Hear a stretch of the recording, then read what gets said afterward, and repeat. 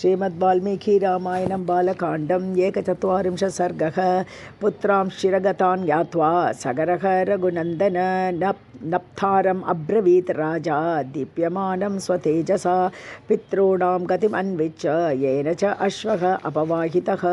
अन्तर्भौमानि सत्त्वानि वीर्यवन्ति महान्ति च तेषां तु प्रतिघातार्थं स असिं गृणीष्व कार्मुकम्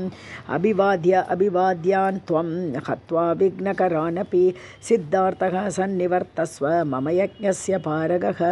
एवमुक्तः अंशुमान् सम्यक् सगरेण महात्मना धनुराधाय खड्गं च जगामलघुविक्रमः स कातं पितृभिः मार्गम् अन्तर्भौमं महात्मभिः प्रापद्यत नरश्रेष्ठ तेन राज्ञा अभिचोदितः देवदानवरक्षोभिः पिशाचपदग उरगैः पूज्यमानं महातेजा दिशागजम् अपश्यत स तं प्रदक्षिणं कृत्वा पृष्ट्वा चैव निरामयं पितॄन् स परिपप्रच्छ वाजिहर्तारमेव च दिशगजस्तु तच्छ्रुत्वा प्रत्युवाच महामतिः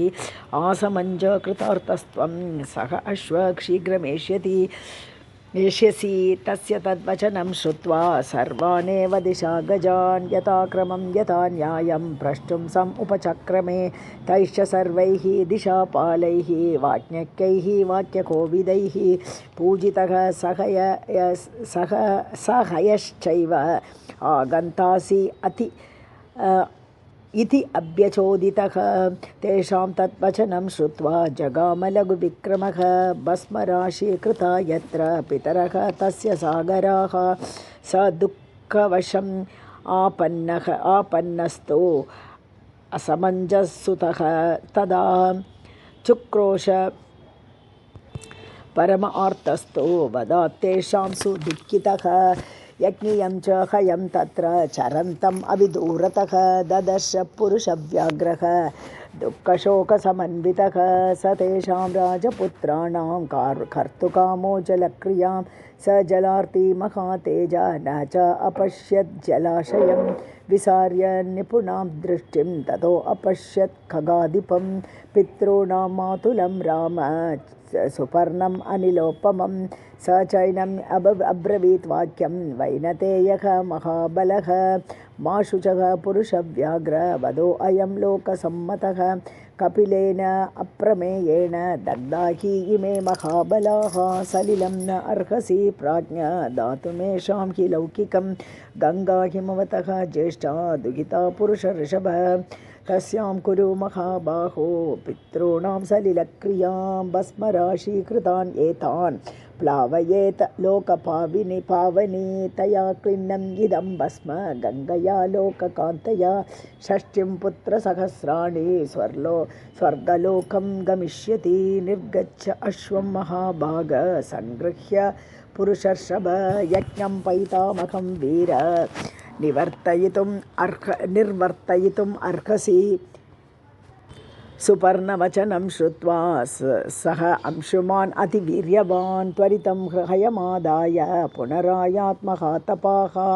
ततो राजानमासाद्य दीक्षितं रघुनन्दन न्यवेदयत् यथावृत्तं सुपर्णवचनं तदा तच्छ्रुत्वा घोरसङ्काशं वाक्यमंशुमतो नृपः यज्ञं निर्वर्तयामास यथा कल्पं यथाविधि स्वपुरं तु अगमत् श्रीमान् इष्टयज्ञः महीपतिः गङ्गायाः च आगमे राजा निश्चयं न अद्य गच्छत अगत्वा निश्चयं राजा कालेन महता महान् 30 वर्षसहस्राणि राज्यं कृत्वा दिवं गतः। इतिहासे श्रीमद्रामायणे वाल्मीकि आदिकाव्ये बालकाण्डे 41 सर्गः। सीतारामाभ्यां नमः। 42 सर्गः। कालधर्मं गते राम सगरे प्रकृतिजनाः राजानं रोचयामासुः अंशुमन्तं सुमधार्मिकं स राजा सुमहान् आसीत् अंशुमान् रघुनन्दन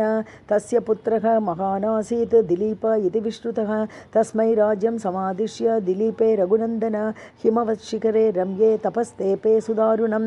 32 वर्षाणि सुमहायशाः तपोवनगतः राजा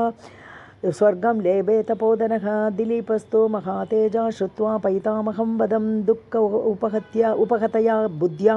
निश्चयं न अद्यगच्छत कथं गंगा अवतरणं कथं तेषां जलक्रिया तारयेयं कथं च एतान् इति चिन्तापरो अभवत्। तस्य चिन्तयतः नित्यं धर्मेण विदितात्मनः पुत्रः भगीरथः नाम जज्ञे परमधार्मिकः। दिलीपः तु महातेजा यज्ञैर्बहुभिः इष्टवान्। 30 वर्षसहस्राणि राजा राज्यमकारयत्। अगत्वा निश्चयं राजा तेषाम् उद्धरणं प्रति व्याधिना नरशार्दूल कालधर्मम् उपेयिवान्। इन्द्रलोकं गतः राजा स्व अर्जितेन एव कर्मणा राज्ये भगीरथं पुत्रम् अभिषिच्य नरर्षभः। भगीरथस्तु राजर्षिः धार्मिकः रघुनन्दन अनपत्यः महाराजः प्रजाकामः स च प्रजाः मन्त्रिषु आधाय तद्राज्यं गंगा अवतरणे रतः। तपो दीर्घं समातिष्ठत् गोकर्णे रघुनन्दन ऊर्ध्वबाहुः पञ्चतपाः मास आहारः जितेन्द्रियः। तस्य वर्षसहस्राणि घोरे तपसि तिष्ठतः अतीतानि महाबाहो। तस्य राज्ञः महात्मनः सुप्रीतः भगवान् ब्रह्मा प्रजानां प्रभुः ईश्वरः। ततः सुरगणैः सार्धम् उपागम्य पितामहः भगीरथं महात्मानं तप्यमानमत अब्रवीत्। भगीरथ महाराज प्रीतः ते अहं जनाधिप तपसा च सुतप्तेन वरं वरय सुव्रत। तम् उवाच महातेजाः सर्वलोकपितामहं भगीरथः महाबाहुः कृत अञ्जलिपुटः स्थितः। यदि मे भगवान् प्रीतः यदि अस्ति तपःसफलं सगरस्य आत्मजाः सर्वे मत्तः सलिलम् आप्नुयुः। गङ्गायाः सलिलक्लिन्ने भस्मनि येषां महात्मनां स्वर्गं गच्छेयुः अत्यन्तं सर्वे च प्रपितामहाः। देवयाचेह सन्तत्यै न अवसीदेत कुलं च नः इक्ष्वाकूणां कुले देव येष मे अस्तु वरपरः। उक्तवाक्यं तु राजानं सर्वलोकपितामहः प्रत्युवाच शुभां वाणीं मधुरां मधुराक्षरां मनोरथः महानेश भगीरथ महारथ। एवं भवतु भद्रं ते इक्ष्वाकुकुलवर्धन। इयं हेमवती ज्येष्ठा गंगा हिमवतः सुता तां वै धारयितुं राजन् हरः तत्र नियुज्यताम्। गंगायाः पतनं राजन् पृथिवी न सहिष्यते तां वै धारयितुं राजन् न अन्यं पश्यामि शूलिनः। तमेवम् उक्त्वा राजानं गंगां च आभाष्य लोककृत जगाम त्रिदिवं देवैः सर्वैः सह मरुद्गणैः। इत्याशे श्रीमद् रामायणे वाल्मीकि आदिकाव्ये बालकाण्डे 42 सर्गः। सीतारामाभ्यां नमः। 42 सर्गः। देवदेव गते तस्मिन् स अङ्गुष्ठ अग्निपीडितां कृत्वा वसुमतीं राम वत्सरं समुपासत। अतः संवत्सरे पूर्णे सर्वलोकनमस्कृतः उमापतिः पशुपति राजानम् इदमब्रवीत्। प्रीतस्ते अहं नरश्रेष्ठ करिष्यामि तव प्रियं शिरसा धारयिष्यामि शैलराजसुतामहं। ततो हैमवती ज्येष्ठा सर्वलोकनमस्कृता तदा सा अतिमहद्रूपं कृत्वा वेगं च दुस्सहम् आकाशात् अपतत् राम शिवे शिवशिरसि उत। अचिन्तयत् च सा देवी गंगा परमदुर्धरा। विशामि अहं हि पातालं स्रोतसा गृह्य शङ्करं। तस्य अवलेपनं ज्ञात्वा क्रुद्धः तो भगवान् हरः तिरोभावयितुं बुद्धिं चक्रे त्रिनयनः। तदा सा तस्मिन् पतिता पुण्या पुण्ये रुद्रस्य मूर्धनि हिमवत् प्रतिमे राम जटामण्डलगह्वरे। सा कथञ्चित् महीं गन्तुं न अशक्नोत् यत्नमास्थिता नैव सा निर्गमं लेभे जटामण्डलम् अन्ततः। तत्रैव अभ्रमत् देवी संवत्सरगणान् बहून् तामपश्यत् पुनः तत्र तपः परमम् आस्थितः। सतेन तोषितः च आसीत् अत्यन्तं रघुनन्दन। विससर्ज ततो गंगां हरः बिन्दुसरप्रति तस्यां विसृज्यमानायां सप्तस्रोतांसि जज्ञिरे। ह्लादिनी पाविनी चैव नलिनी च तथैव च तिस्रः प्राचीं दिशं जग्मुः गंगा शिवजला शुभाः। स चक्षुश्चैव सीता च सिन्धुश्चैव महानदी तिस्रश्च एताः दिशं जग्मुः प्रतीचीं तु दिशं शुभाः। सप्तमी च अन्वगात् तासां भगीरथरथं तदा भगीरथो अपि राजर्षिः दिव्यं सन्दनमास्थितः। प्रायादग्रे महातेजा गंगा तं चापि अनुव्रजत्। गगनात् शङ्करशिरः ततो धरणिम् आगता असर्पत जलं तत्र तीव्रशब्दपुरस्कृतं मत्स्यकच्छपसङ्गैश्च शिंशुमारगणैः तथा पतद्भिः पतितैश्चैव व्यरोचत वसुन्धरा ततो देवर्षिगन्धर्वाः यच्च सिद्धगणाः तथा व्यलोकयन्त ते तत्रे गगनात् गां गतां तदा विमानैः नगर आकारैः हयैः गजवरैस्तथा पारिप्लवगताश्चापि देवता तत्र विष्टिताः तदद्भुतम् इमं लोके गङ्गा अवतरमुत्तमं दिदृक्षवः देवगणाः समीयुः अमितवोजसः सम्पतद्भिः सुरगणैः तेषां च आभरण ओजसां शत आदित्यमिव आभाति गगनं गततो यदं शिंशुमार उरगगणैः मीनैः अपि च चञ्चलैः विद्युद्भिः इव विक्षिप्तैः आकाशमभवत्तदा पाण्डुरैः सलिल उत्पीडैः कार्यमाणैः सहस्रदा शरदाभ्रैः इव आकीर्णं गगनं हंस सम्प्लवैः क्वचित् द्रुततरं याति कुटिलं क्वचित् आयतं विनतं क्वचित् उद्भूतं क्वचित् याति शनैः सलिलेन एव सलिलं क्वचित् अभ्याहतं पुनः मुहुः ऊर्ध्वपथं गत्वा पपात वसुधां पुनः तत्शङ्करशिरो भ्रष्टं भूमितले पुनः व्यरोचत तदा तोयं निर्मलं गतकल्मषं तत्र ऋषिगणगन्धर्वाः वसुधातलवासिनः भव अङ्गपतितं तोयं पवित्रं इति पस्पृशुः शापात् प्रपतिता ये च गगनात् वसुधातलं कृत्वा तत्र अभिषेकं ते बभूवुः गतकल्मषाः दूतपापाः पुनस्तेन तोयेन अथ शुभ अन्विताः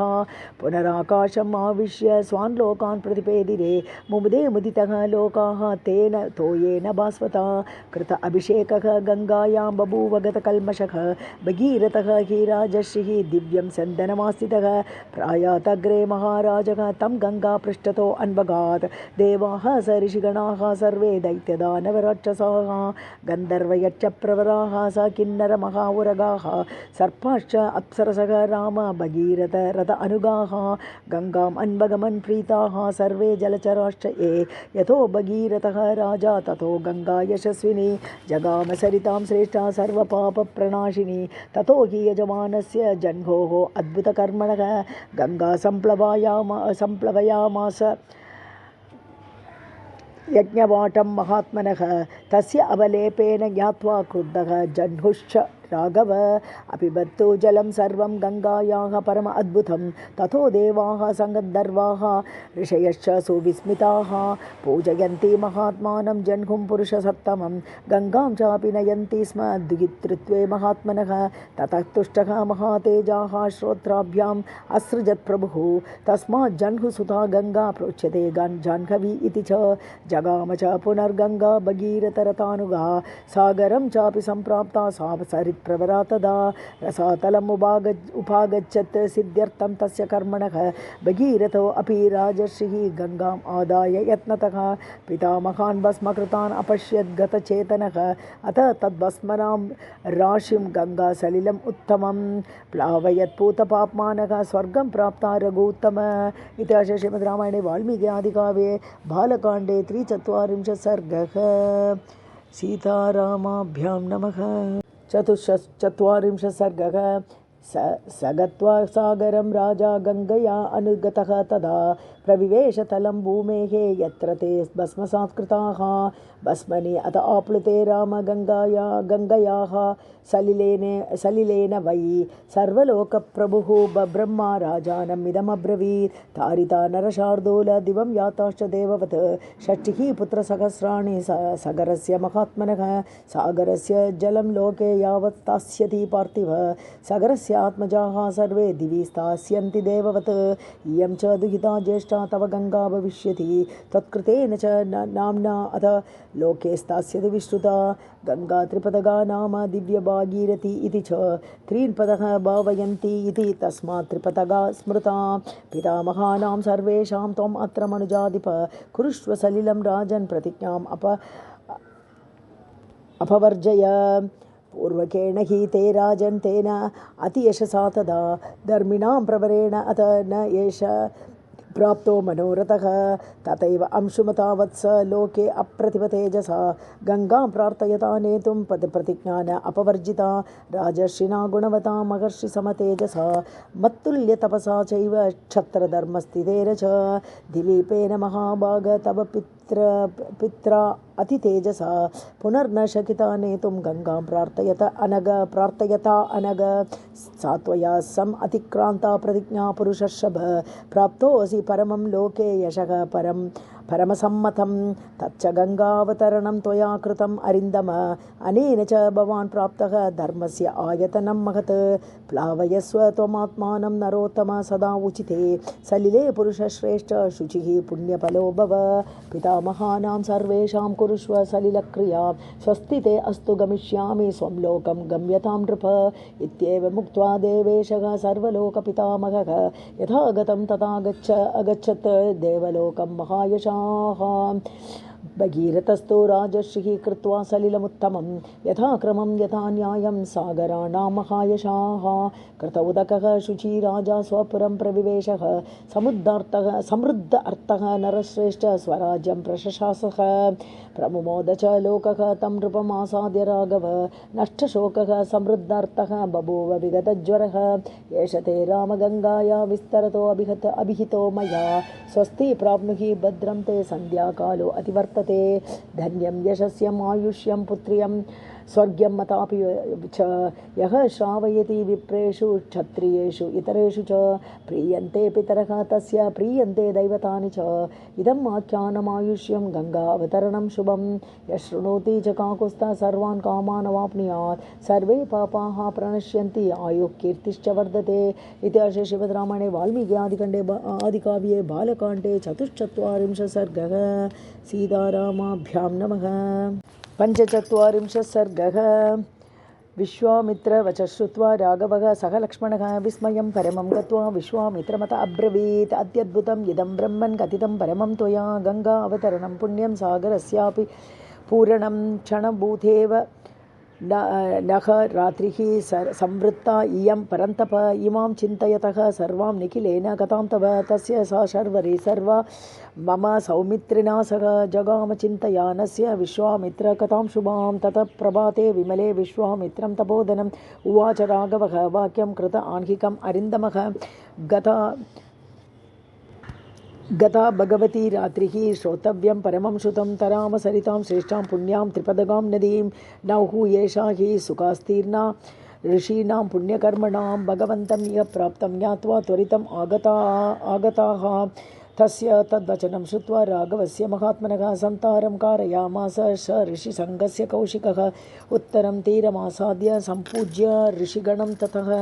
गङ्गाकूले निविष्टाः ते विशालां ददृशुः पुरीं ततो मुनिवरस्तूर्णं जगाम सह राघवः विशालां नगरीं रम्यां दिव्यां स्वर्गोपमां तदात रामः महाप्राज्ञः विश्वामित्रं महामुनिं पप्रच्छ प्राञ्जलिः भूत्वा विशालाम् उत्तमां पुरीं कथमः राजवंशो अयं विशालाया महामुने श्रोतुमिच्छामि भद्रं ते परं कौतूहलं किमे तस्य तद्वचनं श्रुत्वा रामस्य मुनिपुङ्गवः आख्यातुं तत्समारेभे विशालायाः पुरातनं श्रूयतां राम शक्रस्य कथां कथयतः श्रुताम् अस्मिन् देशे हि यद्वृत्तं शृणु तत्त्वेन राघव पूर्वं कृतयुगे राम अदितेः पुत्रा महाबलाः अदितेश्च महाभागाः वीर्यवन्तः सुधार्मिकाः ततस्तेषां नरव्याघ्र बुद्धिः आसीत् महात्मना अमरा वीजराश्चैव कथं स्यामः निरामयाः तेषां चिन्तयतां तत्र बुद्धिरासीत् विपश्चितां क्षीरोदमतनं कृत्वा रसं प्राप्स्याम तत्र वै ततो निश्चित्य मतनं योक्त्रं कृत्वा च वासिकिं मन्तानं मन्दरं कृत्वा ममन्तुः अमितोजसः अथ वर्षसहस्रेण योक्त्र सर्पशिरांसि च वमन्तः अतिविषं तत्र ददंशुः दशनैः शिलाः उत्पपात अग्निसङ्काशं हालाहलमहाविषं तेन दग्धं जगत्सर्वं स देव असुरमानुषम् अथ देवाः महादेवं शङ्करं शरणार्थिनः जग्मुः पशुपतिं रुद्रं त्राहि त्राहि इति तुष्टुभुः एवमुक्तः ततो देवैः देवदेवेश्वरः प्रभुः प्रादुरासीत् ततो अत्रैव शङ्खचक्रधरो हरिः उवाच येनं स्मितं कृत्वा रुद्रं शूलधरं हरिः दैवतैः मथ्यमाने तु यत्पूर्वं सम् उपस्थितं तत्त्वदीयं सुरश्रेष्ठ सुराणाम् अग्रतः हि यत् अग्रपूजामिह स्थित्वा गृहाण इदं विषं प्रभो इत्युक्त्वा च सुरश्रेष्ठः तत्रैव अन्तरदीयत देवतानां भयं दृष्ट्वा श्रुत्वा वाक्यं तुषान्गिनः हालाहलं विषं घोरं सञ्जग्राह अमृतोपमं देवान् विसृज्य देवेशः जगाम भगवान् हरः ततो देवासुराः सर्वे ममन्तो रघुनन्दन प्रविवेश अथ पातालं मन्तानः पर्वतोत्तमः ततो देवाः स गन्धर्वाः तुष्टुवुः मधुसूदनं त्वं गतिः सर्वभूतानां विशेषेण दिवौकसां पालय अस्मान् महाबाहो गिरिम् उद्धर्तुम् अर्हसि इति श्रुत्वा हृषीकेशः कामठं रूपमास्थितः पर्वतं पृष्ठतः कृत्वा शिष्ये तत्र उददौ हरिः पर्वताग्रं तु लोकात्मा हस्तेन आक्रम्य केशवः देवानां मध्यतः स्थित्वा ममन्त पुरुषोत्तमः अथ वर्षसहस्रेण आयुर्वेदमयः पुमान् उदतिष्ठत् सुधर्मात्मा स दण्डः स कमण्डलुः पूर्वं धन्वन्तरिः नाम अप्सराश्च सुवर्चसः अप्सु निर्मतनात् एव रसात् तस्मात् वरस्त्रियः उत्पेतुः मनुजश्रेष्ठ तस्मात् अप्सरसः अभवन् षष्टिः कोट्यः अभवन् तासाम् अप्सराणां सुवर्चसाम् असङ्ख्येयाः तु काकुस्थयाः तासां परिचारिकाः न ताः स्म प्रतिगृह्णन्ति सर्वे ते देवदानवाः अप्रतिग्रहाण देवताः वै साधारणाः स्मृताः वरुणस्य ततः कन्या वारुणी रघुनन्दन उत्पपात महाभागा मार्गमाणा परिग्रहं दितेः पुत्र न तां राम जगृः वरुणात्मजाम् अदितेः तु सुधा वीर जगृहुः ताम् अनिन्दिताम् असुराः तेन दैतेयाः सुराः तेन उदितेः सुताः अदितेः सुताः हृष्टाः प्रमुदिताश्च आसन् वारुणी ग्रहणात् सुराः उच्चैश्रवा हयश्रेष्ठः मणिरत्नं च कौस्तुभम् उदतिष्ठत् नरश्रेष्ठ तथैव अमृतम् उत्तमम् अथ तस्य कृते राम महानासीत् कुलक्षयः अदितेः तु ततः पुत्राः दितिपुत्रान् अयोदयन् एकताम् अगमन् सर्वे असुराः राक्षसैः सह युद्धम् आसीत् महाघोरं वीरत्रैलोक्यमोहनं यदा क्षयं गतं सर्वं तथा विष्णुः महाबलः अमृतं सह अहरत्तूर्णं मायाम् आस्थाय मोहिनीं ये गत अभिमुखं विष्णुम् अक्षरं पुरुषोत्तमं सम्पिष्टाः ते तदा युद्धे विष्णुना प्रभविष्णुना अदितेः आत्मजा वीराः दितेः पुत्रान् निजग्निरे अस्मिन् घोरे महायुद्धे दैतेय आदित्ययोः वृषं निहत्य दितिपुत्रांस्तु राज्यं प्राप्य पुरन्दरः शशास मुदितः लोकान् स ऋषिसङ्गान् स चारणान् इत्याशे श्रीमद् रामायणे वाल्मीकि आदिकाव्ये बालकाण्डे 45 सर्गः सीतारामाभ्यां नमः 46 सर्गः हतेषु तेषु पुत्रेषु दितिः परमदुःखिता मारीचं कश्यपं नाम भर्तारम् इदमब्रवीत् हतपुत्रास्मि भगवन्स्तव पुत्रैः महाबलैः शक्रहन्तारमिच्छामि पुत्रं दीर्घतपो अर्जितं सा अहं तपश्चरिष्यामि गर्भं मे दातुमर्हसि ईश्वरं शक्रहन्तारं त्वम् अनुज्ञातुमर्हसि तस्याः तद्वचनं श्रुत्वा मारीचः कश्यपस्तदा प्रत्युवाच महातेजा दितिं परमदुःखिताम् एवं भवतु भद्रं ते शुचिः भव तपोदने जनयिष्यसि पुत्रं त्वं शक्रहन्तारमाहवे पूर्णे वर्षसहस्रे तु शुचिः यदि भविष्यसि पुत्रं त्रैलोक्यहन्तारं मत्तः त्वं जनयिष्यसि एवमुक्त्वा महातेजाः पाणिना सम्ममार्ज ताम् आलभ्य ततः स्वस्ति इत्युक्त्वा तपसे ययौ गते तस्मिन् नरश्रेष्ठ दितिः परमहर्षिता कुशप्लवं समासाद्य तपस्तेपे सुदारुणं तपस्तस्यां हि कुर्वत्यां परिचर्यां चकारः सहस्राक्षः नरश्रेष्ठ परया गुणसम्पदा अग्निं कुशान् काष्ठम् अपः फलं मूलं तथैव च निवेदयत् सहस्राक्षः यच्च अन्यद् अपि काङ्क्षितं गात्रसंवाहनैश्चैव श्रम अपनयनैः तथा शक्रः सर्वेषु कालेषु दितिं परिचचारः पूर्णे वर्षसहस्रे सा दश ऊने रघुनन्दन तिथिः परमसंहृष्टा सहस्राक्षम् अथ अब्रवीत् तपश्चरन्त्या वर्षाणि दश वीर्यवताम्बर अवशिष्टानि भद्रं ते भ्रातरं द्रक्ष्यसे ततः यमहं त्वत्कृते पुत्र सम् आदास्ये जयोत्सखं त्रैलोक्यविजयं पुत्र सह भोक्ष्यसि विज्वर याचितेन सुरश्रेष्ठ पित्रा तव महात्मना वरः वर्षसहस्रान्ते मम दत्तः सुतं प्रति इत्युक्त्वा च दितिः तत्र प्राप्ते मध्यं दिनेश्वरे निद्रया अपहृता देवी पादौ कृत्वा अतः शीर्षतः दृष्ट्वा ताम् अशुचिं शक्रः पादयोः कृतमूर्धजां शिरस्थाने कृतौ पादौ जहास च मुमोद च तस्याः शरीरविवरं प्रविवेश पुरन्दरः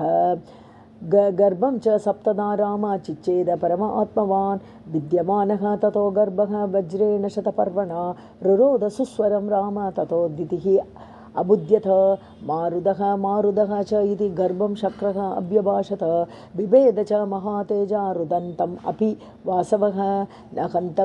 हन्तव्यम् इत्येव दितिः अब्रवीत् निष्पपात ततः शक्रः मातुः वचनगौरवात् प्राञ्जलिः वज्रसहितः दितिं शक्रः अभ्यभाषत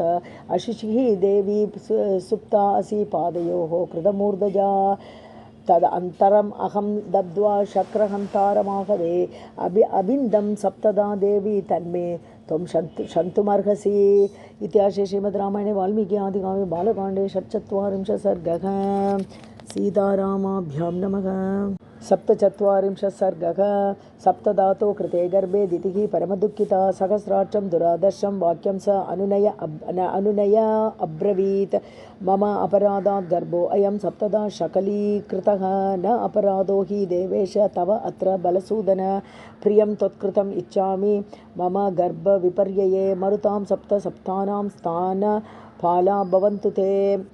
वातस्कन्दा इमे सप्त चरन्तु दिविपुत्रक मारुता इति विख्याता दिव्यरूपाः मम आत्मजाः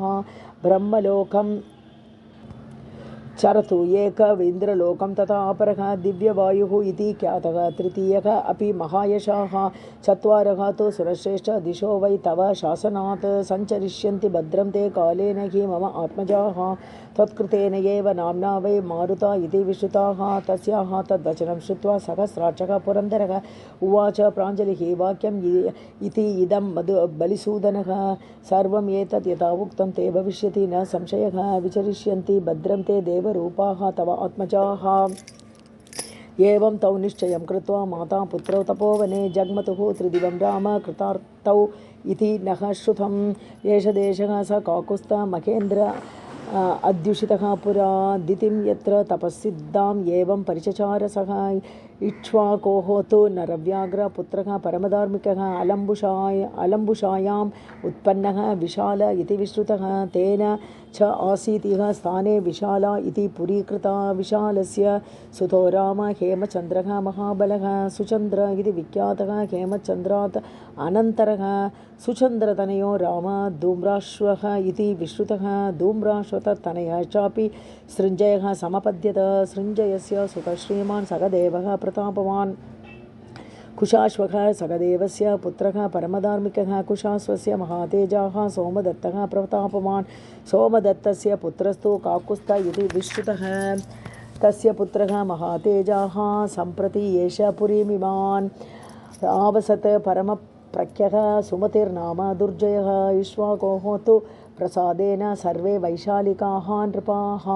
दीर्घायुषः महात्मानः वीर्यवन्तः सुधार्मिकाः इह अद्य रजनीम् एकां सुखं स्वप्स्यामहे वयं श्वः प्रमाते नरश्रेष्ठ जनकं द्रष्टुमर्हसि सुमतिस्तु महातेजा विश्वामित्रम् उपागतं श्रुत्वा नरवरश्रेष्ठः प्रत्यागच्छत् महायशाः पूजां च परमां कृत्वा स उपाध्यायः स बान्धवः प्राञ्जलिः कुशलं पृष्ट्वा विश्वामित्रमत अब्रवीत् धन्यो असि धन्यो अस्मि अनुगृहीतो अस्मि यस्य मे विषयं मुने सम्प्राप्तः दर्शनं चैव नास्ति धन्यतरः मम। इति श्रीमद्रामायणे वाल्मीकि आदिकाव्ये बालकाण्डे 47 सर्गः। सीतारामाभ्यां नमः। 40 सर्गः। पृष्ट्वा तु कुशलं तत्र परस्परसमागमे कथान्ते सुमतिः वाक्यं व्याजहार महामुनिम् इमौ कुमारौ भद्रं ते देवतुल्यपराक्रमौ गजसिंहगति वीरौ शार्दूलवृषभोपमौ पद्मपत्रविशालाक्षौ खड्गतूणधनुर्धरौ अश्विनौ इव रूपेण समुपस्थितयौवनौ यदृच्छया एव गां प्राप्तौ देवलोकातिव अमरौ कथं पद्यामिह प्राप्तौ किमर्थं कस्य वा मुने भूषयन्तौ इमं देशं चन्द्रसूर्यौ इव अम्बरं परस्परेण सदृशौ प्रमाण इंगितचेष्टितैः किमर्थं च नरश्रेष्ठौ सम्प्राप्तौ दुर्गमे पथि वरायुधधरौ वीरौ श्रोतुमिच्छामि तत्त्वतः तस्य तद्वचनं श्रुत्वा यथावृत्तं न्यवेदयत् सिद्धाश्रमनिवासं च राक्षसानां वदं यथा विश्वामित्रवच श्रुत्वा राजा परमविस्मितः अतिथि परमं प्राप्तौ पुत्रौ दशरथस्य तौ पूजयामास विधिवत् सत्कारार्हौ महाबलौ ततः परमसत्कारं सुमतेः प्राप्य राघवो उष्य तत्र निशामेकां जग्मतुः मिथिलां ततः तां दृष्ट्वा मुनयः सर्वे जनकस्य पुरीं शुभां साधु साधु इति शंसन्तः मिथिलां समपूजयन् मिथिला उपवने तत्र आश्रमं दृश्य राघवः पुराणं निर्जनं रम्यं पप्रच्छ मुनिपुङ्गवम् इदम् आश्रमसङ्काशं किं नो इदं मुनिवर्जितं श्रोतुमिच्छामि भगवन् कस्य अयं पूर्व आश्रमः तच्छ्रुत्वा राघवेण उक्तं वाक्यं वाक्यविशारदः प्रत्युवाच महातेजा विश्वामित्रः महामुनिः हन्तते कथयिष्यामि शृणु तत्त्वेन राघव यस्य एतद् आश्रमपदं शप्तं कोपात् महात्मनः गौतमस्य नरश्रेष्ठ पूर्वमासीत् महामनः आश्रमः दिव्यसङ्काशः सुरैः अपि सुपूजितः स च अत्र तप आतिष्ठत् अहल्या सहितः पुरा वर्षपूगानि अनेकानि राजपुत्रमहायशः तस्य अन्तरं विदित्वा च सहस्राक्षः शचीपतिः मुनिवेशधरः भूत्वा अहल्यामिदमब्रवीत् ऋतुकालं प्रतीक्षन्तेन अर्तिनः सुसमाहिते सङ्गमं तु अहमिच्छामि त्वया सह सुमध्य मे मुनिवेशं सहस्राक्षं विज्ञाय रघुनन्दन मतिं चकार दुर्मेधा देवराज कुतूहलात् अथ अब्रवीत् सुरश्रेष्ठं कृतार्थेन अन्तरात्मना कृतार्थास्मि सुरश्रेष्ठ गच्छ शीघ्रं यतः प्रभो आत्मानं मां च देवेश सर्वथा रक्ष गौतमात् इन्द्रस्तु प्रहसन् वाक्यम् अहल्यामिदमब्रवीत् शुश्रोणि परितुष्टोऽस्मि गमिष्यामि यथा आगतम् एवं सङ्गम्य तु तदा निश्चक्रामोटजात्ततः स सम्भ्रमात् त्वरन् राम शङ्कितः गौतमं प्रति गौतमं स ददर्शत प्रविशन्तं महामुनिं देवदानवदुर्दर्शं तपोबल समन्वितं तीर्थ उदक परिक्लिन्नं दीप्यमानम् इव अनलं गृहीत समिदं तत्र सकुशं मुनिपुङ्गवं दृष्ट्वा सुरपतिः त्रस्तः विषण्णवदनो अभवत् अथ दृष्ट्वा सहस्राक्षं मुनिवेशधरं मुनिः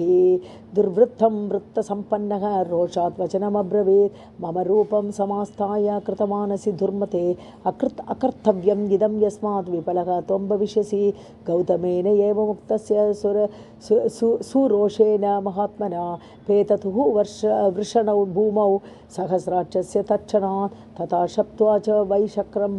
भार्यामपि च शप्तवान् इह वर्षसहस्राणि बहूनि निवसिष्यसि वातभक्षा निराहारा तप्यन्ति भस्म शायिनी अदृश्या सर्वभूतानाम् आश्रमे अस्मिन् वसिष्यसि यदा तु एतद्वनं घोरं रामः दशरथात्मजः आगमिष्यति दुर्दर्शः तदा पूता भविष्यसि तस्य आतिथ्येन दुर्वृत्ते लोभमोहविवर्जिता मत्सकाशं मुदायुक्ता स्वं वपुः धारयिष्यसि एवमुक्त्वा महातेजा गौतमो दुष्टचारिणी इमम् आश्रममुत्सृज्य सिद्धचारणसेविते हिमवत् शिखरे रम्ये तपस्तेपे महातपाः। इति श्रीमद्रामायणे वाल्मीकि आदिकाव्ये बालकाण्डे 48 सर्गः। सीतारामाभ्यां नमः। 49 सर्गः। अपलस्तु ततः शक्रः देवान् अग्निपुरोगमान् अब्रवीत्रस्ततनयनः सिद्धगन्धर्वचारणान् कुर्वता तपसः विघ्नं कौतमस्य महात्मनः क्रोधमुत्पाद्य हि मया सुरकार्यं गिदं कृतम् अपलो अस्मि कृतस्तेन क्रोधात् सा च निराकृता शापमोक्षेण मगता तपो अस्य अपकृतं मया तन्मां सुरवराः सर्वे स ऋषिसङ्गाः स चारणाः सुरकार्यकरं यूयं सफलं कर्तुमर्हत शतक्रतोः वचः श्रुत्वा देवाः स अग्निपुरोगमाः पितृदेवान् उपेत्य आहुः सर्वे सह मरुद्गणैः अयं मेषः सुवृषणः शक्रः हि अवृषणः कृतः मेषस्य वृषणौ गृह्य शक्राय आशु प्रयच्छत अपलस्तु कृतः मेषः परां तुष्टिं प्रदास्यति भवतां हर्षणार्थं च ये च दास्यन्ति मानवाः अक्षयं हि फलं तेषां यूयं दास्यत पुष्कलम् अग्नेः तु वचनं श्रुत्वा पितृदेवाः समागताः उत्पाट्य मेषवृषणौ सहस्राक्षे निवेशयन् तदा प्रभृति काकुस्थ पितृदेवाः समागताः अफलान् भुञ्जते मेषान् फलैः तेषामयोजयन् इन्द्रस्तु मेषवृषणः तदा प्रभृतिराघव गौतमस्य प्रभावेन तपसा च महात्मनः तथा आगच्छ महातेज आश्रमं पुण्यकर्मणः तारय येन महाभागाम् अहल्यां देवरूपिणीम् विश्वामित्र वचः श्रुत्वा राघवः सह लक्ष्मणः विश्वामित्रं पुरस्कृत्य आश्रमं प्रविवेशः ददर्श च महाभागां तपसा द्योतितप्रभां लोकैः अपि समागम्य दुर्निरीच्यां सुरासुरैः प्रयत्नात् निर्मितां दात्र दिव्यां मायामयीमिव धूमेन अभिपरीताङ्गीं दीप्ताम् अग्निशिखामिव तुषारावृतां स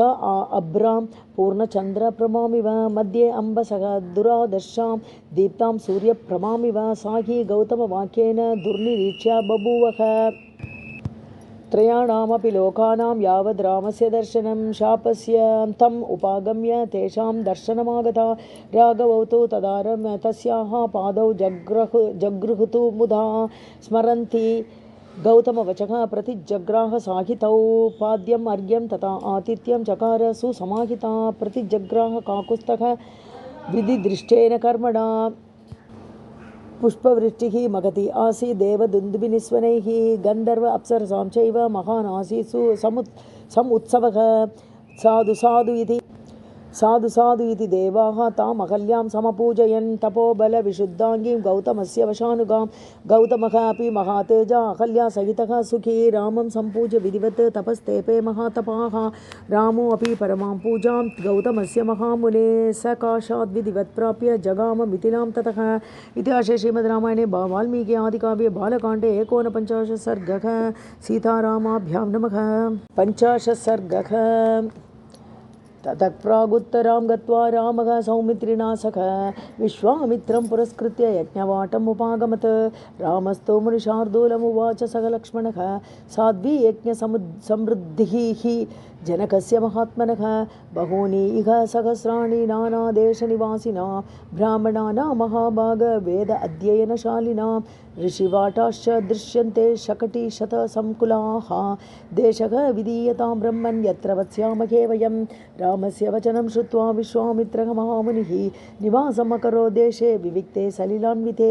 विश्वामित्रम् अनुप्राप्तं श्रुत्वा नृपवरः तदा शतानन्दं पुरस्कृत्य पुरोहितम् अनिन्दितः ऋत्विजः अपि महात्मानः तु अर्घ्यम् आदाय सत्वरं प्रत्युज्जगामत् सहसा विनयेन समन्वितः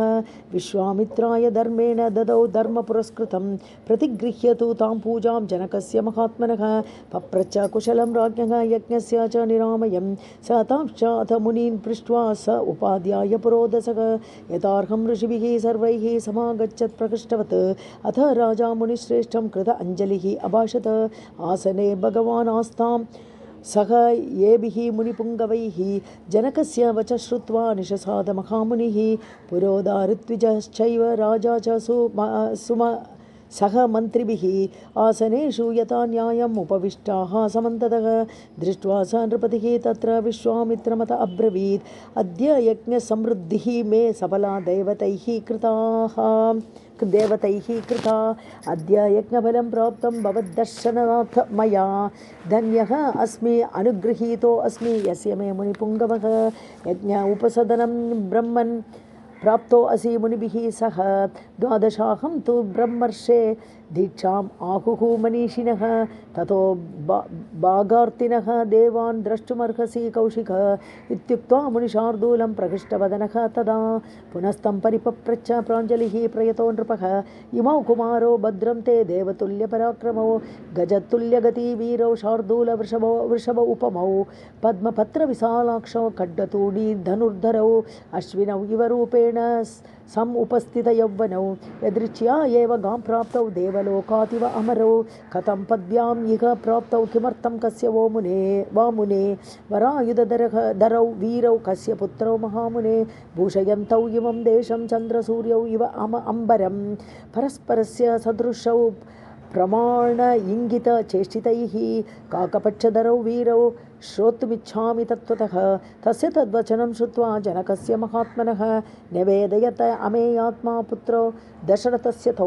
सिद्धाश्रमनिवासं च राक्षसानां वदं तदा तत्र आगमनम् अव्यग्रं विशालायाश्च दर्शनम् अहल्या दर्शनं चैव गौतमेन समागमं महाधनुषि जिज्ञासां कर्तुम् आगमनं तदा एतत् सर्वं महातेजा जनकाय महात्मने निवेद्य विररामाथ विश्वामित्रः महामुनिः। इतिहासे श्रीमद् रामायणे वाल्मीकि आदिकाव्ये बालकाण्डे 50 सर्गः। सीतारामाभ्यां नमः।